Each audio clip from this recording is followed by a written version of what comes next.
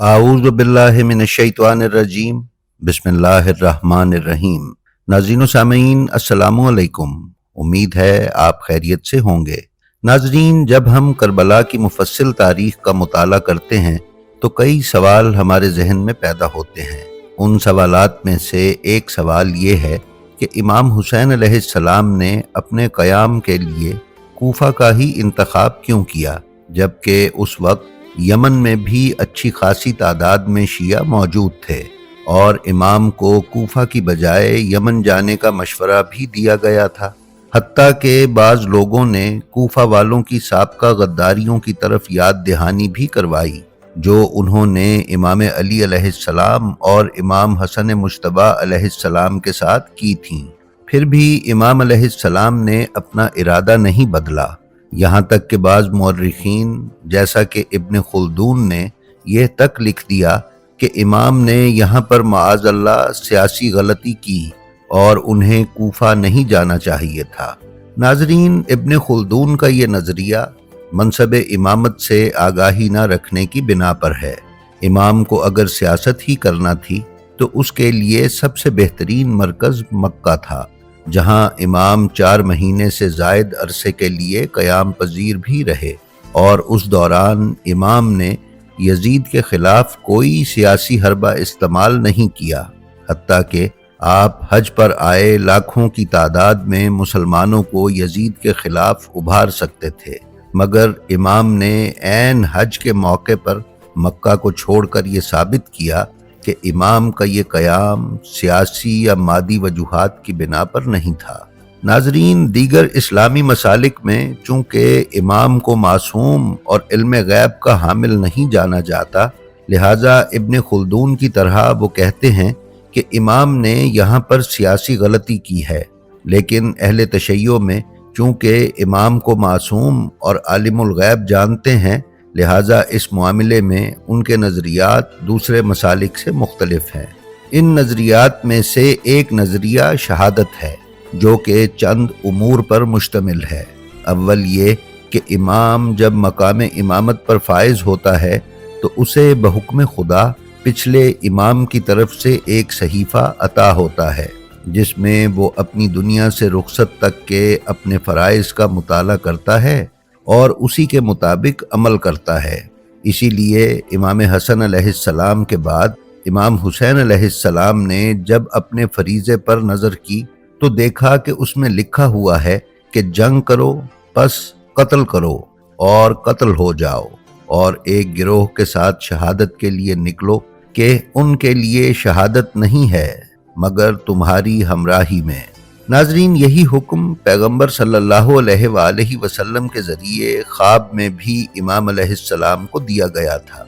जैसा कि मोहम्मद बिन हनफिया से इमाम अलैहिस्सलाम ने फरमाया, नाना मेरे ख्वाब में आए थे और वो फरमा रहे थे कि हुसैन शहादत के लिए निकलो और इसमें जल्दी करो। यानी इमाम को शहादत के लिए निकलना था, हुकूमत और सियासत के लिए नहीं।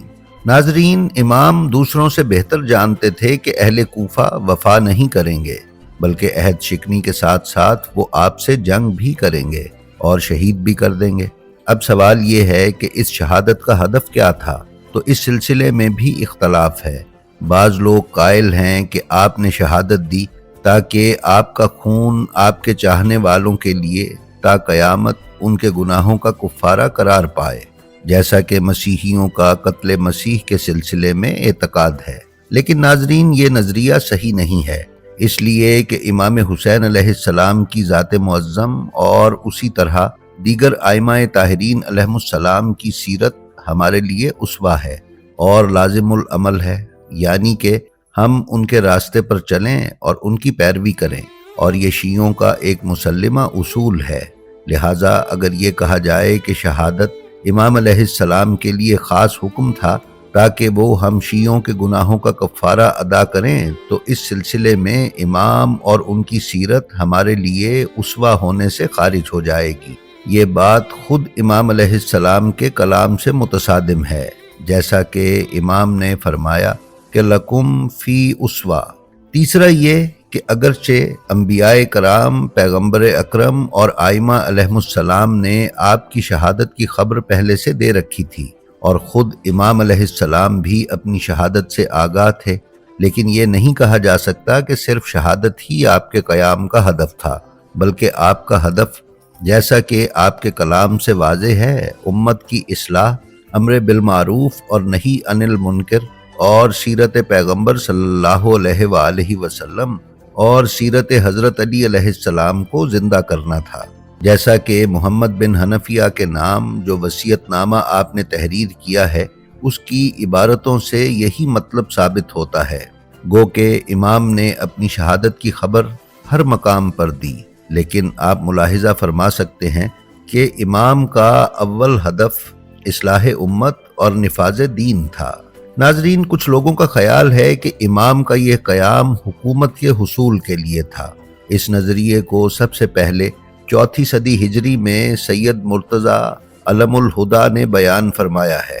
آپ کہتے ہیں کہ ہمارے سید و سردار ابا عبداللہ الحسین علیہ السلام نے اس وقت تک کوفہ کی سمت حرکت نہیں کی جب تک کہ ان کے پیمان عہد سے مطمئن نہیں ہو گئے۔ اگرچہ بہت سے لوگوں نے اس نظریے کی مخالفت کی ہے، لیکن بہت سے علماء نے اس کی طرفداری بھی کی ہے۔ سب سے بڑا اعتراض جو اس نظریے پر وارد ہوتا ہے وہ امام علیہ السلام کے علم غیب کے پہلو کو نظر میں نہ رکھنا ہے۔ عصر حاضر کے علماء میں سے خمینی صاحب نے بھی اس نظریے کو قبول کیا ہے اور متعدد بار اس کی طرف اشارہ کیا ہے۔ وہ فرماتے ہیں کہ امام کے مقدس قیام کے جملہ اہداف میں سے ایک ہدف ایک دینی اور صالح حکومت قائم کرنا تھا۔ اس نظریے کے رد میں سب سے اہم دلیل خود مولا کا وہ کلام ہے جو مدینہ سے نکلتے ہوئے آپ نے بیان فرمایا تھا کہ میرا یہ خروج اپنے جد کی امت کی اصلاح کے لیے ہے، نہ کہ کسی حکومت کے قیام اور جاہ طلبی کے لیے۔ یعنی امام کا ہدف امت کی اصلاح، امر بالمعروف اور نہی عن المنکر، نیز پیغمبر اکرم صلی اللہ علیہ وآلہ وسلم اور حضرت علی کی سیرت پر عمل کرنا تھا اور دین کو دوبارہ زندہ کرنا تھا، نہ کہ حکومت کا حصول۔ جو علماء امام کے حکومت حاصل کرنے کے نظریے کو قبول کرتے ہیں وہ اس پر دلیل دیتے ہیں کہ اہل کوفہ کے خطوط میں یہ تحریر کیا گیا تھا کہ لشکر آمادہ ہے، بس آپ جیسے رہبر کی کمی ہے۔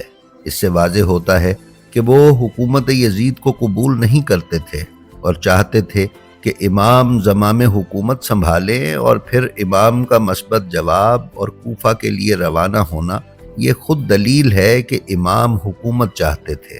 اس سلسلے میں یہ علماء بھول جاتے ہیں کہ یہ اہل کوفہ کی خواہش تھی کہ امام آئیں اور حکومت قائم کریں، یہ امام کی خواہش نہیں تھی۔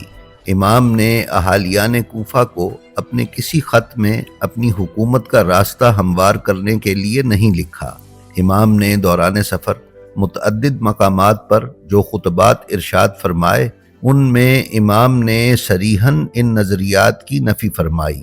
یہی وجہ تھی کہ مکہ سے جو لوگ اس لیے امام کے ساتھ چلے تھے کہ انہیں امام کی حکومت کے قیام کے بعد کچھ حاصل ہو جائے گا، وہ امام کے اللہ سے کیے گئے وعدے کی تجدید کا سن کر ساتھ چھوڑتے رہے اور امام کا قافلہ قلیل سے قلیل ہوتا چلا گیا۔ ناظرین، حکومت حاصل کرنے کے نظریے کے حامی اپنی تیسری دلیل کے طور پر جناب مسلم کا بیعت لینا پیش کرتے ہیں اور کہتے ہیں کہ 18,000 لوگوں سے امام کی حکومت کا ساتھ دینے کے لیے بیعت لی گئی، جبکہ وہ بھول جاتے ہیں کہ یہ بیعت امام کا ساتھ دینے کے لیے لی گئی تھی۔ کیا امام کا ساتھ دینا صرف حکومت حاصل کرنے کے لیے جنگ تھا یا امام کا کوئی اور ہدف تھا؟ اس کا فیصلہ امام کا کلام ہی کر سکتا ہے، اور امام نے اپنے خروج و قیام کے سلسلے میں جو ارشادات فرمائے وہ ہم آپ کے گوشے گزار کر چکے ہیں۔ ناظرین، امام علیہ السلام کا اصل ہدف ایک واجب الہی کا نفاذ تھا اور امر الہی کو برپا کرنا تھا، اور وہ واجب الہی یہ تھا کہ امت جو انحراف کے راستے پر آ گئی تھی اور اسلام جو نابودی کے کنارے پر کھڑا تھا اسے راہ راست پر لانا تھا۔ حاکم شام کے دور میں कम अज कम ज़ाहिरी इस्लाम का ही पासो लिहाज तो था, लेकिन यजीद जो खुले आम शराब पीता था, वही इलाही और कुरान का मजाक उड़ा रहा था, फिस्को फुजूर का मुर्तकिब हो रहा था। अब ऐसे में अगर इमाम आगे ना बढ़ते तो इस्लाम नाबूद हो जाता, इसलिए कि हुकूमत मुनहरिफ थी, उलमा मुनहरिफ हो चुके थे, अवाम इनहराफ के रास्ते पर आ चुकी थी। लिहाजा इमाम अलैहिस्सलाम ने अपना फरीज़ा जानते हुए इस्लाह उम्मत और अम्र बिल मारूफ और नही अनिल मुनकर नीज़ सीरत पैगम्बर अली अलैहिस्सलाम को जिंदा करने के लिए क़याम फरमाया। नाजरीन, अब हम यहाँ पर जायज़ा लेंगे कि यमन में शिया होने के बावजूद इमाम ने कूफा जाने को ही क्यों तरजीह दी। इब्ने अब्बास ने इमाम अलैहिस्सलाम को ये तजवीज़ दी थी कि आप यमन की समत चले जाएं और वहाँ से यजीद के खिलाफ क़याम फरमाएं, लेकिन इमाम ने ये तजवीज़ क्यों कबूल नहीं फरमाई, इसके लिए चंद बातों की तरफ तवज्जो की ज़रूरत है। नाजरीन, अहले यमन अगरचे पैगम्बर अकरम सल्लल्लाहु अलैहि वसल्लम के ज़माने में हज़रत अली अलैहिस्सलाम के वजूद मुबारक से मुस्तफ़ीज़ हुए थे, यानी जनाब पैगम्बर अकरम सल्लल्लाहु अलैहि वसल्लम ने हज़रत अली मुर्तज़ा शेर खुदा को यमन में इस्लाम की तबलीग के लिए भेजा था, और यमनी इमाम अली से आगाह थे और इमाम अली को जानते थे। वो इमाम अलैहिस्सलाम को चाहते थे और दोस्त रखते थे, लेकिन कूफा के मुकाबले में यमन को शियों की मरकजियत हासिल नहीं थी।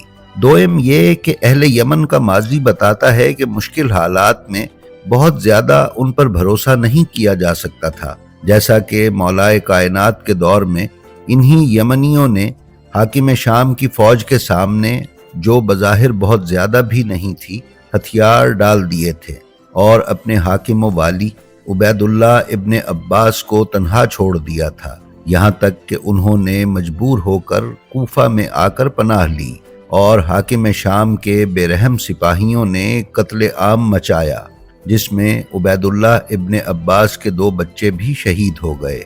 लिहाजा ये कहा जा सकता है कि एतमाद के लिहाज से कूफियों और यमनियों में कोई ख़ास फ़र्क न था। सोयम ये कि पैगम्बर अकरम सल्लल्लाहु अलैहि वसल्लम की रहलत के बाद यमन के कुछ कबीले मुर्तद हो गए थे, लिहाजा अगर इमाम यमन को मरकज बनाकर क़याम फरमाते तो उन कबाइल का आपके खिलाफ खड़े होने का खदशा मौजूद था।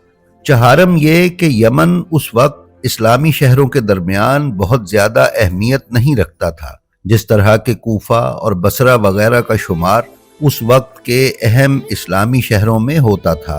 पंजम ये कि दूसरे इस्लामी शहरों से यमन का फासला बहुत ज़्यादा था, और छठी वजह यह भी हो सकती थी कि जिस तरह अहले कूफा ने इमाम अलैहिस्सलाम को ख़त लिखकर दावत दी थी, यमनियों की तरफ से इस तरह की कोई दावत इमाम को नहीं दी गई थी।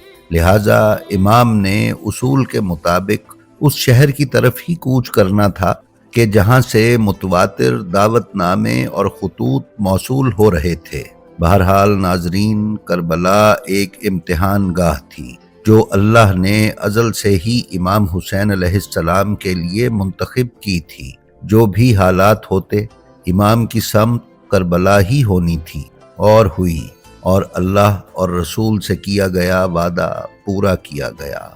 नाजरीन, इस मजमून की तैयारी में जिन कुतुब से मदद हासिल की गई वो ये है: अल गारात, अल कामिल फिल तारीख, उसूल काफ़ी, लहूफ सैयद इब्न ताऊस, तारीख़ तबरी, बिहारुल अनवार, शहीद फातेह, तारीख़ तशय्यो डॉक्टर हुसैन मोहम्मद जाफरी, इब्न खुल्दून।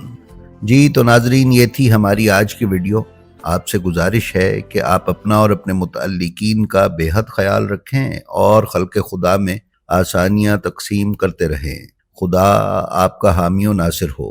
अस्सलामु अलैकुम।